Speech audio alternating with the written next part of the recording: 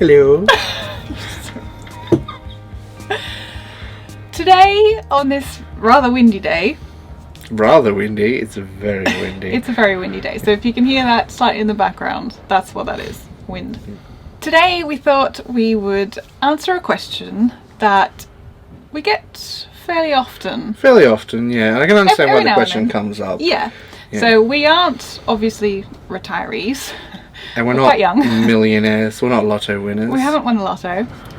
So how do we Earn a living? earn a living on a boat? How do we have enough money to travel around the country on a narrowboat?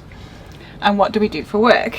So we thought, what better time to answer that question than when a lot of other people are actually working from home at this point in time because of the virus. Yeah. So let's get into that. Yeah, let's get into it. So firstly, what do we actually do to earn a living? It's a good question. So most of our income actually comes from my work, and my business is in website design. And I also do some sort of freelance stuff doing proofreading and editing with like writing background kind of things. Yeah. So, but most of it is website design.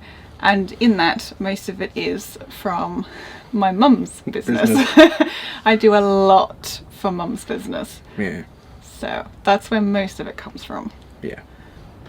So I do bits and pieces of online freelance work. And also I do the Narrowboat Chef recipes and the creative side of that. He also does paid surveys, and that's his video gaming money. That's his video game allowance, and I say to him, anything that he earns from his paid surveys, he can use that for his video games. Pocket money. That's your pocket money, yeah. And recently, especially since we've been in the marina for the pandemic, I've been looking into, well, we've both been looking into other online paid work that I can take training courses and that to learn, such as data entry, Graphic design. yeah, programming, stuff that I can do anywhere as long as I got an internet connection and can earn me a wage. We're looking towards that as something for like our future as well. So even if we decided at some point not to be on the boat, Yeah, it wouldn't be so much that we have to find a place to live that's dependent on a job location or Yeah. a industry location. Yeah. So we just prefer working for ourselves. we want to work in a way that sustains our autonomy. Yes, that's Yeah. right. That's a good way of putting That's it. good for putting it. Yes.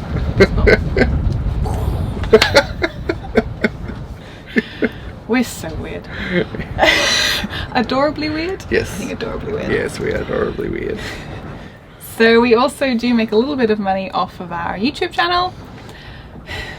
Hopefully, maybe one day in the future, it could be a full-time. A full-time wage coming in. It's nowhere near that right now. Nowhere So. near now. Yeah, bit more work to do. Bit more work.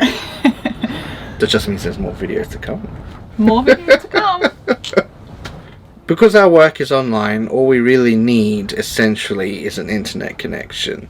And even sometimes when we can't find that elusive 4-bar 4G internet connection, we can still do a bit of work offline, then upload it when we do have a reliable internet connection. Yeah, Yeah. internet is awesome. Oh yeah. It's like one of our most important resources. Yeah, for us, it's us. pretty essential. Yeah. So how do we work from a boat in regards to internet? Yeah. And How do we space receive and- the magical web connections?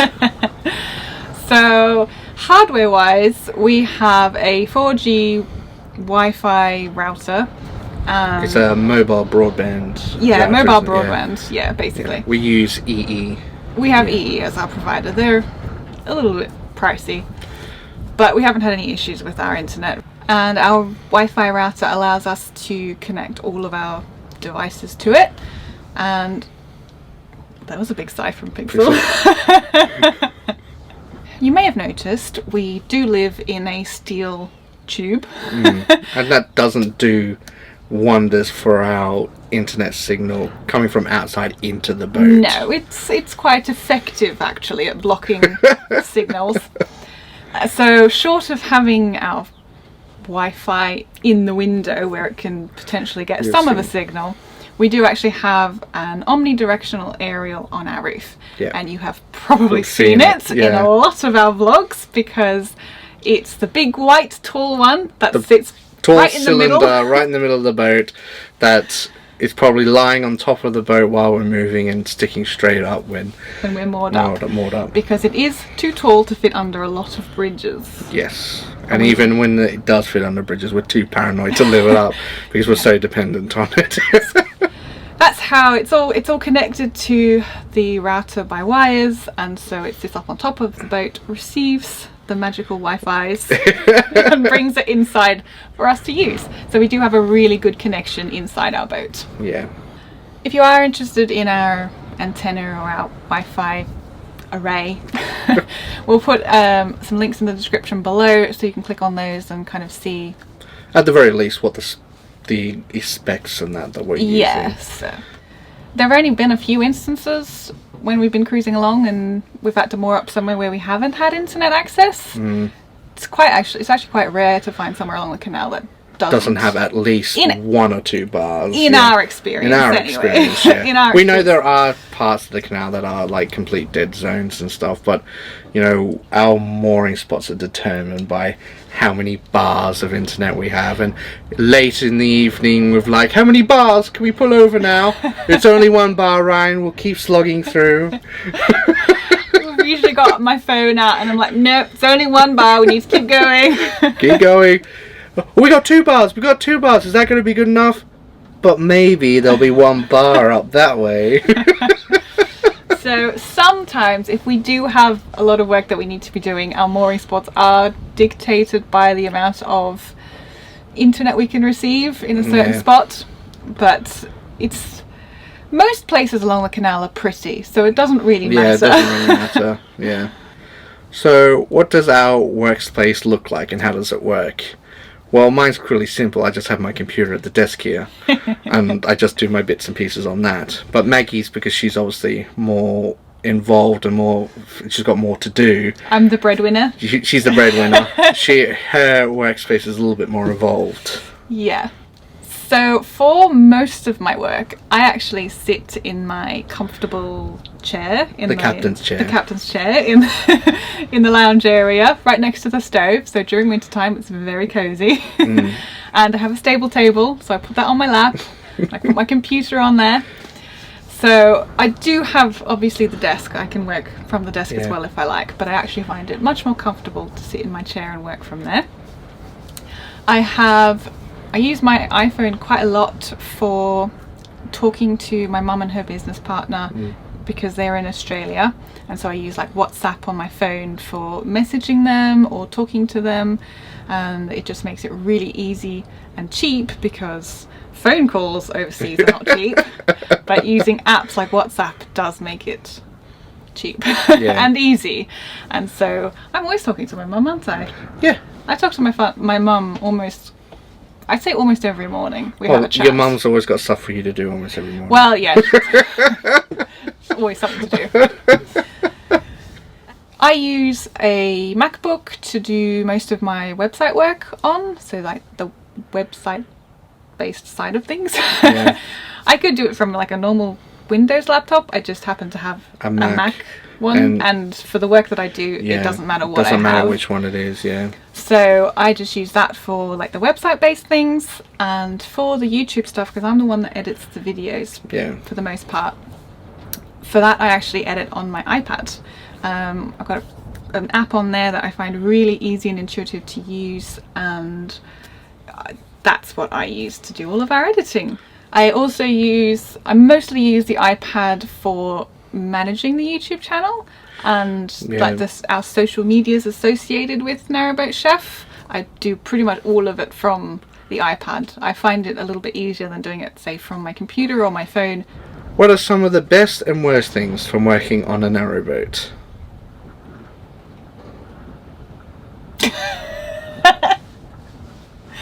You don't got nothing? I got nothing. I got nothing. Good thing we got a list.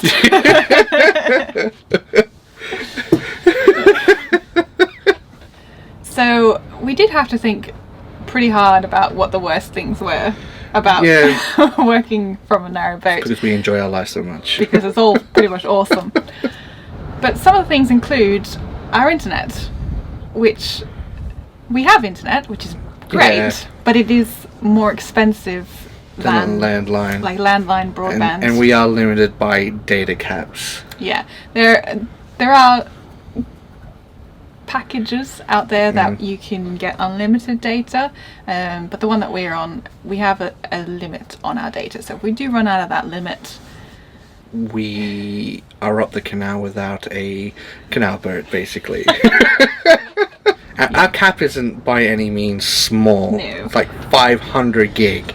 And we do go through it some months because we upload videos every week. And I do a lot of work online. It's not at all to do with the fact that I have games on my computer that are internet dependent. Or that you download big games that take 100 gigs each. That was just this month. And we still got data. So internet can be a bit of a downside. So obviously, since we're so dependent on the internet, and if we have no internet, that means no work. And if we have no work, we got no money. Essentially. Essentially. For example, was it last year? Yeah, last year. That felt so long ago. Last year when we volunteered at the Crick Boat Show, Crick is notorious for having no internet. It's a pretty dead spot. Yeah, and since we were there for a week... We were there for a week because we were there for a few days before the show, during the show, and after the show. Yeah. At that point in time, Mum and her business partner were rolling out a really big kind of update to their business, and it required it was a lot of internet based stuff, and Maggie was really handling that. And it was just unfortunate that the release date of those online services coincided the fact that we were at Crick, and we really kind of didn't anticipate that the internet would be almost completely non-existent. We weren't really ready for that. We didn't realise at the time that Crick had such bad internet, and we ended up having to walk all the way into Crick, find an area that had a decent enough signal on our phones, sit down on a bench for about an hour. I think we sat there. Oh, it was quite a while. I brought my little Mac computer with me, laptop, and we had our phones connected, and I was, doing work, like doing all the ultra necessary stuff, and then the following week when we did get internet, you had a whole lot of stuff to catch up to. I had a whole lot of stuff that I needed to do, but yeah, it was not the greatest of timing. No internet, no work, no money. Basically. A downside, like a big downside. Well, is it really a big downside? Because in the context of making money and having a business, it's a downside. Yeah, being distracted and being on a canal boat traveling around the UK network, just looking out the window is a distraction sometimes. Yeah, so... And that's not including Netflix... Or gaming... Or watching YouTube videos... or hobbies... Or playing card games... And Pixel. Pixel sometimes, just like being around, is the biggest distraction ever. Sometimes she's just too cute for her own good. She is too cute for her own good. Yeah. This is not us getting distracted, by the way. Totally not. Here she is. Hello. I want to hold her. Oh, you wanna? But I'm holding her. Just like no, we got to do the video. Hello, Pixel. You're not distracting at all, are you? You were not distracting at all. We were doing a video. Yeah. But she can sit up here and be part for a little bit. You want to be in the video? Yeah. Pixel is one of the best parts of being on the boat. Yeah. I do. Yeah. She's like, I was napping. She wants to go now. Bye, Pixel. Bye. You'll be missed by the viewers. Stop distracting us. Speaking of distractions and being on the canal network being a distraction, cruising days are generally a write-off when it comes to getting work done. Yeah, cruising, it doesn't sound like it should take a lot of energy from you. But when you take in consideration that if, depending on the stretch of canal that you are doing, there could be locks, you know, you walking a fair distance between locks, and even just the act of piloting the boat itself can take a lot of concentration to make sure you don't hit the bank or hit other boats. And yeah, it doesn't feel like it should take a lot out of you, but I find that it does. Apart from the obvious time it takes, because cruising is not a fast process. Even when we decide we just have to move this morning, so we're just going to spend the morning moving, you know, getting up, untying the boat, pushing off, moving far enough, finding a internet-worthy mooring spot, tying up, having lunch, and not to mention we film all of it as well. Yeah. So technically, it is work. It's work. It's not distraction. It's work. It's work. But yeah, generally after a morning or a few hours of cruising, the rest of the day we don't really feel like doing anything. So the rest of the day kind of ends up just being a relaxed day. Enjoying a new spot. And we are aware of that, and it's not that big a deal because we do only cruise two to three times a week anyway. So those are like your 2 weekend days that you would have if you were in like a normal job. Midweek holidays for us. Yeah, midweek holidays. Midweek cruising holidays. Our relaxation days. It's one of the beauties of working from an airboat. It was supposed to be like the bad parts. We're turning it as positives. We're turning everything to be positive. We said like we did have trouble trying to find the negatives. Because the negatives are positive for us, and most of those negatives distract us from the earning of the money. Yeah. Probably one of the major downsides of working from a boat, I guess you could say living on a boat as well, is space. You only have so much space, and if I have to get on a meeting, Ryan has to be very quiet. Yeah, because obviously we live so in close proximity to each other, and we obviously have to work in close proximity to each other, and we're not always working at the same time. Yeah, because of the fact that most of my work is done with my mum's business. A lot of that is because it's done in Australia. I do a lot of it at night anyway, like sort of late night. Due to the time differences. The time difference, that's a lot of the time when we do the meetings. Like it's 10 o'clock at night, and I'll be getting onto a call with mum and her business partner because for them that's about 7 o'clock in the morning. So we have to find those times that work best for both of us. Everybody where everyone's involved. Still alert and everyone's still on the ball with what's going on. We are kind of like night owls. We do tend to stay up late and get up late in the morning. Yeah, so it does work out.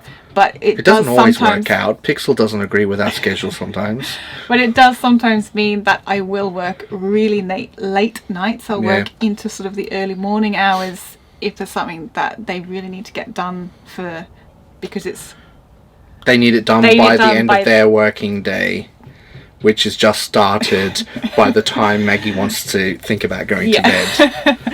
Time differences.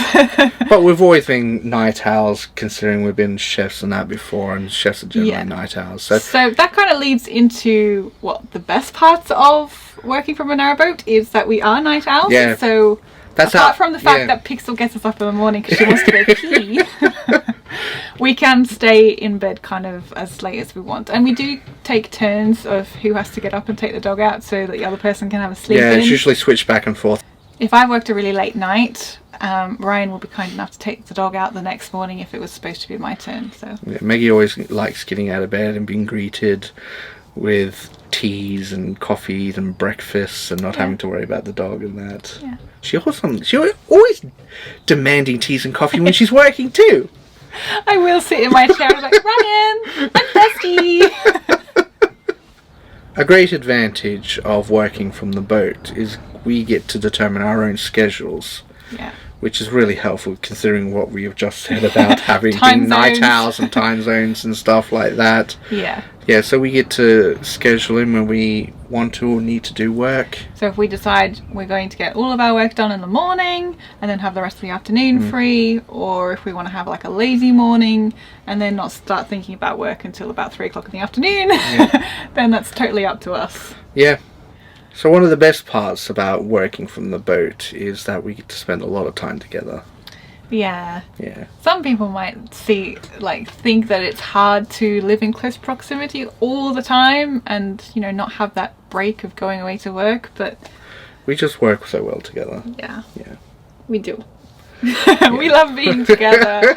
We love doing stuff together. We like just being in the same room as each other, even if we aren't. We kind of have this unique approach where, probably not unique, a lot of people do, where we can be in the same room but doing completely different things, completely absorbed in what we're doing, and then like every 10 minutes or so, like we're like, how are you doing?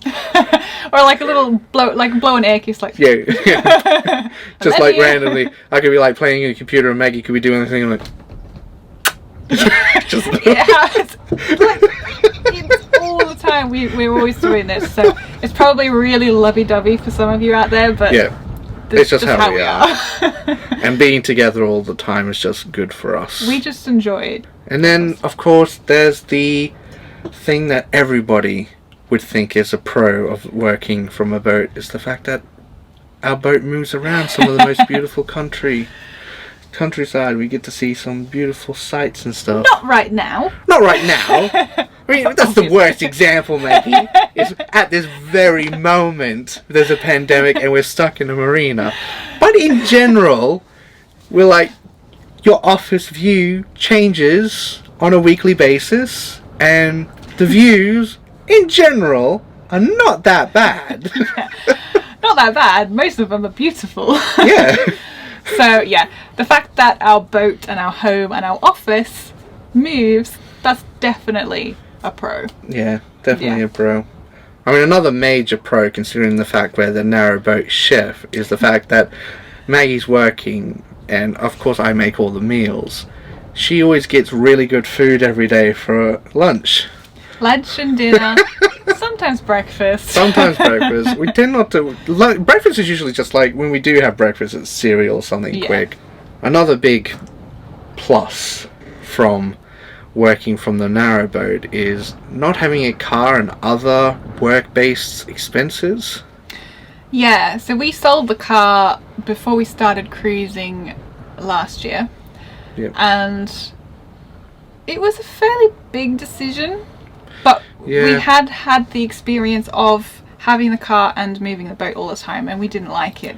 It didn't make sense to keep the car. It's cheaper for us in the long run to get rid of the car and then just use taxis or hire a car when we need to. Or just use move the boat transport. close to a store that we can go walk. Yeah, and we've got the electric bikes as well, so really it was best for us to sell the car, even though having a car is a nice luxury, and just being able to get in the car and go and get your groceries or go and pick something up. We do miss that sometimes, but the majority of the time we're glad we don't have a car. It's a bigger expense than we needed. Working from the narrowboat doesn't make us rich by any means. By any stretch of the imagination. No stretch of the imagination could everybody believe that we're rich. No. But it does cover our basic living expenses, and it does allow us to travel around the system and see the country, which is why we came to the UK in the first place, and why we decided to move onto a narrowboat. We wanted to see the country, and we weren't able to do that from a flat working full-time jobs. And having to pay the money to maintain those jobs, etc., etc. And we may not have the money to be able to go on holidays regularly, but our life feels like a holiday each week. Yeah. We're visiting a country that we weren't born and raised in. Yeah. Seeing countryside and experiencing a culture that we weren't raised with. And as far as we're concerned, that's exciting and interesting enough. We don't miss not having a holiday every year. No, to be honest, I don't feel like I need a holiday. That's not something that I feel like. If I'm in a full-time job, then I do get to the point where it's like I need a week off. Break. I just need a break. But I don't feel that way living on the narrowboat because we can just go outside and we've got the beautiful views. Even when we're in the marina, it's just really nice if you sit out on the back and watch the sunset or enjoy the warm weather, especially now we're coming into the warmer weather. Today's a poor example because it's really windy as all heck. Stop bringing up stuff that's a poor example of right now. Yeah, sure, not every day is sunshine and roses, and you do get the wet, windy and cold days. But to be honest, we enjoy them too. Yeah. We get a nice satisfaction of being inside with the fire going when outside is cold and wet, being nice and snuggled and warm. Yeah, it is so cozy in the narrowboat. Yeah. Well, that's generally how we make a living, and we support ourselves on the boat. And how we work from the boat. And manage our work-life balance. Yeah, we have a very good work-life balance. Yeah, and we prioritise our autonomy and making our own decisions. And even if it doesn't make us rich, it makes us happy that we're able to make those decisions on our own. Exactly. Yeah. We don't need to be rich, we just have to be able to provide for ourselves. And have the freedom to have those options and do what we want. Yeah. And we can, and we do. And we will in the future. So I hope you've really enjoyed this look into our lives and how we actually support ourselves on the narrowboat, because it is a question that we get asked quite a lot, not being retirees or not having won the lottery. This is how we support ourselves on a narrowboat. And hopefully inspires some of you to make that jump who are thinking of living on a narrowboat, and maybe have that training or that skill that's useful enough that people will pay you to work from anywhere in the world. Like, there are so many opportunities out there these days to work from home, online, anywhere in the world, that if it's something that you are thinking of doing, do it. And especially with this pandemic, God knows how many businesses are now seriously considering getting people to work from home. Yeah. So let us know down in the comments if you are thinking of starting to work from home as a permanent option for you. Yeah. What you are doing working from home, because that's always interesting to find out those sorts of people could come up with this unique idea and actually be making money from it, and that's exciting because that's the new opportunity and shows people's creativeness. Yeah, so let us know. Don't forget to like and subscribe if you haven't already. Always. Yeah. You know it all now. Yeah. And we will see you next time. Bye. Bye. You're working hard, Ryan. Yeah. The space economy doesn't maintain itself, Maggie. Oh, I see. You always make me crash. Oh, sorry. I'll let you get back to work then. It is definitely hard work. Looks it. Are you working hard, Pixel? Pixel's always working hard. You working hard at being cute? Yeah, she's always working hard. Yeah, you are. Ow, that was my foot.